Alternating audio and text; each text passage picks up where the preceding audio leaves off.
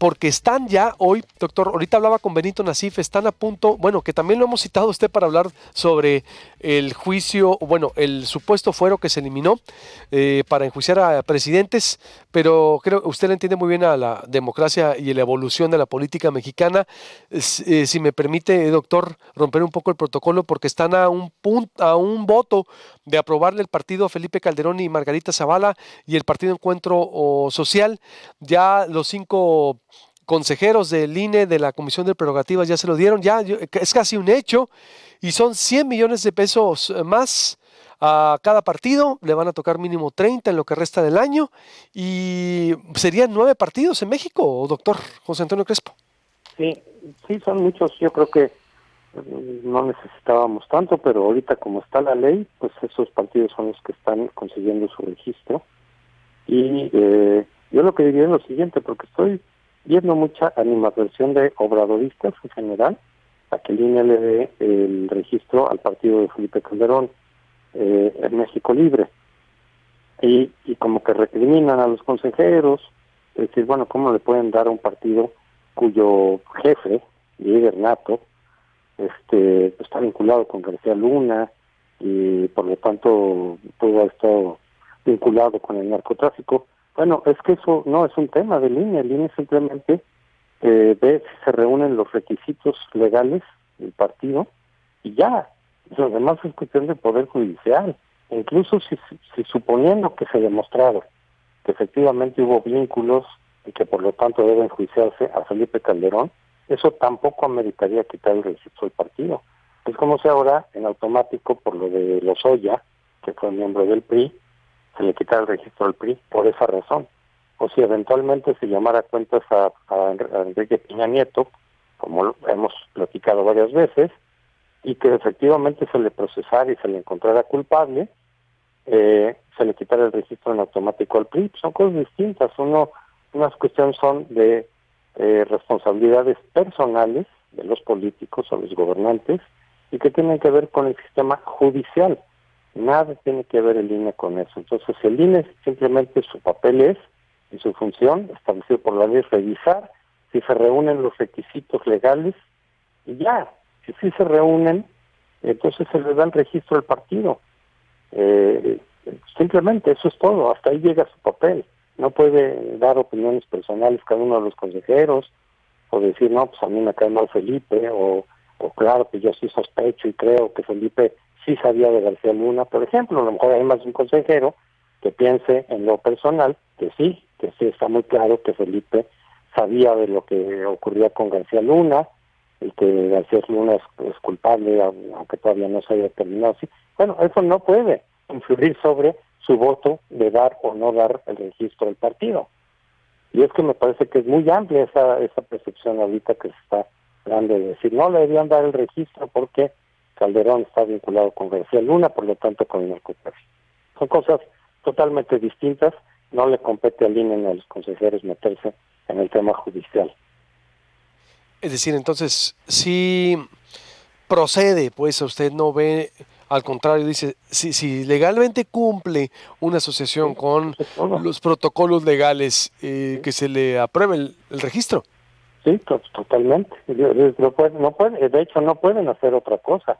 Si lo hicieran y de pronto dijeran los consejeros, yo doy mi voto negativo a México Libre porque Felipe Calderón está vinculado con García Luna, pues eso iría al tribunal y el tribunal probablemente le diría al INE, oye, tú no puedes tomar en cuenta esas consideraciones, solo lo que está en la ley. Y la ley no marca ningún tipo no dice eso. Si algún miembro prominente del partido está con líos judiciales, suponiendo que ya se hubiera demostrado incluso la culpabilidad, que no es el caso, entonces le quita el registro del partido. Pues no dice eso la ley para nada.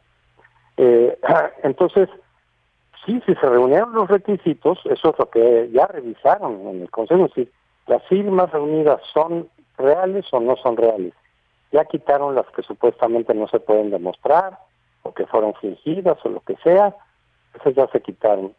Y de las auténticas, ¿se reúne el número exigido por la ley? Sí. Y los demás requisitos que pide la ley, sí. Eso es todo, punto. Entonces se le da el registro.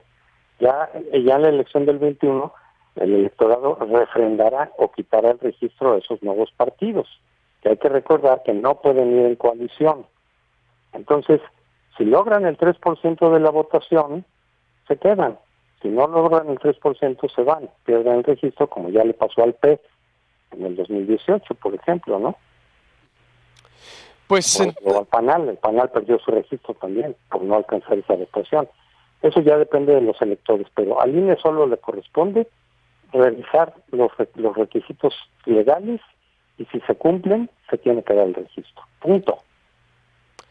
pues ahí está, y por lo que se ve, se le va a dar, doctor, es decir, el registro Sí. se le va a dar. Por otro lado, fíjate, ya viene un comentario más político.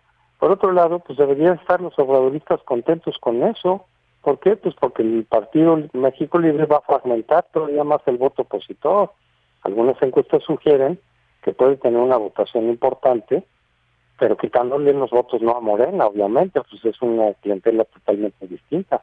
¿A quién le quitaría los votos? Pues una parte al PRI y otra al PAN, sobre todo, con lo cual se fragmenta más el voto opositor, con lo cual se elevan las probabilidades de Morena de volver a ganar la mayoría. Pues más bien, desde el punto de vista estrictamente electoral, deberían estar celebrando. A ver, ese punto es importante. Entonces, ¿usted considera que la creación de México Libre, que sí va a participaría en las próximas elecciones, ¿verdad? Es decir, ya, si se aprueba, Sí, si se aprueba hoy, si sí. se aprueba, ¿va a fragmentar más el voto y va a dividir más al voto al PRI y al PAN? Pues claro, porque ¿de dónde van a venir los votos de ese partido? Que repito, algunas encuestas están reflejando que podría ser importante ese voto, no marginal. ¿De dónde vendrían esos votos? De la gente que votó por Morena, difícilmente. Es una clientela muy distinta. Pues del PAN, básicamente, en primer lugar, y algunos del PRI. Entonces, de todas maneras, una fragmentación del voto opositor, que de todas maneras parece que se va a dar porque el Movimiento Ciudadano no quiere ir en coalición. El PRI y el PAN pues, también lo están explorando, pero tampoco es tan automático ni tan sencillo.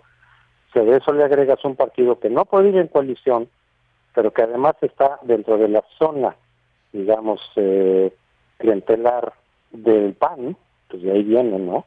Es como Morena, cuando salió Morena, ¿a quién se iba a jalar en primer lugar? Pues a los perredistas, como ocurrió. Bueno, pues este partido, sin que sean las condiciones exactamente las mismas, ¿de quién va a jalar votos y eventualmente miembros, líderes, etcétera?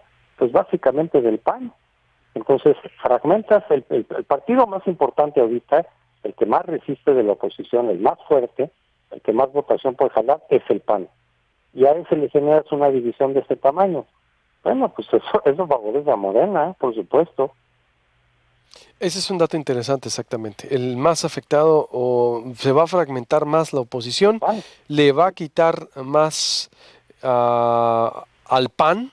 Claro. Exactamente, porque exacto, es Pues un de ahí viene. expresidente del PAN, de ahí viene y va a jalar mucha gente que está desilusionada con el partido. Digo, todavía más afectación al PAN y al PRI le va a quitar también ese voto centro-derecha o que se identifica, ¿no?, ideológicamente Sí. con el status quo, con lo que fue. Entonces, sí es yo estoy de acuerdo con su razonamiento, doctor, y que se fortalece más es Morena en el sentido de que, bueno, o el voto duro de Morena, pero se fragmenta y obvio, lo más seguro es que no hay nada seguro, porque luego si alborotan todos de aquí al 2021 falta mucho. Doctor, ya para cerrar un comentario breve sobre, ¿se eliminó o no el fuero al presidente?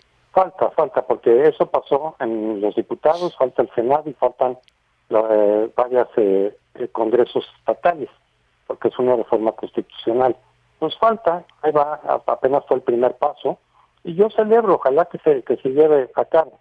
¿Por qué? Porque efectivamente una de las características de la democracia es que tú puedas eventualmente llamar a cuentas a un presidente abusivo y eventualmente lo puedas mover aún en funciones. Aquí en México no hemos podido llamar a cuentas ni siquiera a un expresidente, mucho menos a un presidente en funciones. En otras democracias sí ocurre. A un presidente en funciones, pero si ya rebasó ciertos límites de abuso de poder, y en el caso de los sistemas parlamentarios, incluso aunque no se viole la ley, pero sí por un muy mal desempeño gubernamental, lo puedes quitar en funciones, no tienes que esperar a que acabe su mandato.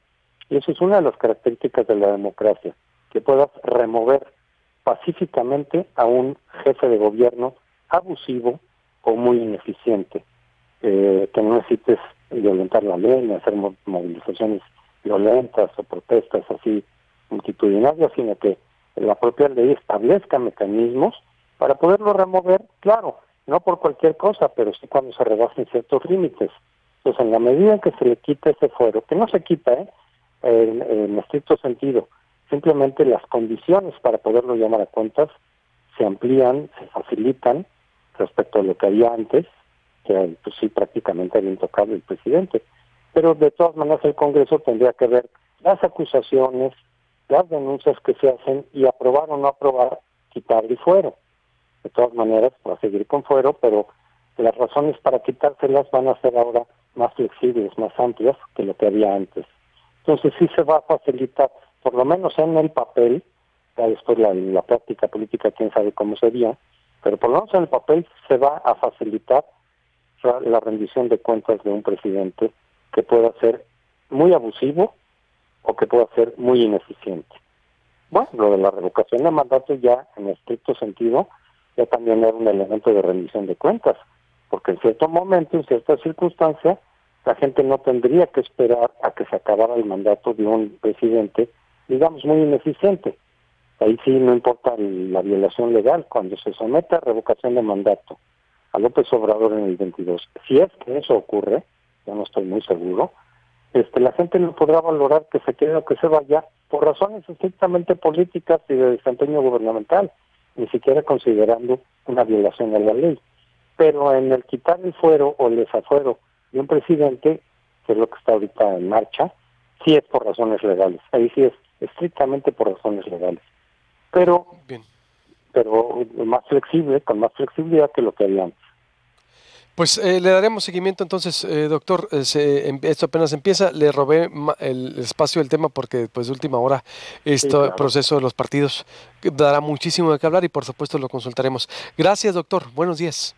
Con mucho gusto, hasta luego. Hasta luego, el doctor José Antonio Crespo. ¿Cómo la ve usted? Van a ser ya 9 partidos, se abre la puerta. Ciertamente el sistema parlamentario es mucho más flexible, ¿no? En donde votan las coaliciones, las alianzas para remover o no, desde primer ministro o no. De hecho, el mismo doctor ahí tiene una encuesta, tiene una estadística en cómo de 10 sistemas presidencialistas, 7 fracasan o son más débiles. Y de 10 sistemas parlamentarios, son 7 los que funcionan o los que son más funcionales ciertamente en democracia. Corte y vuelvo, buenas noticias.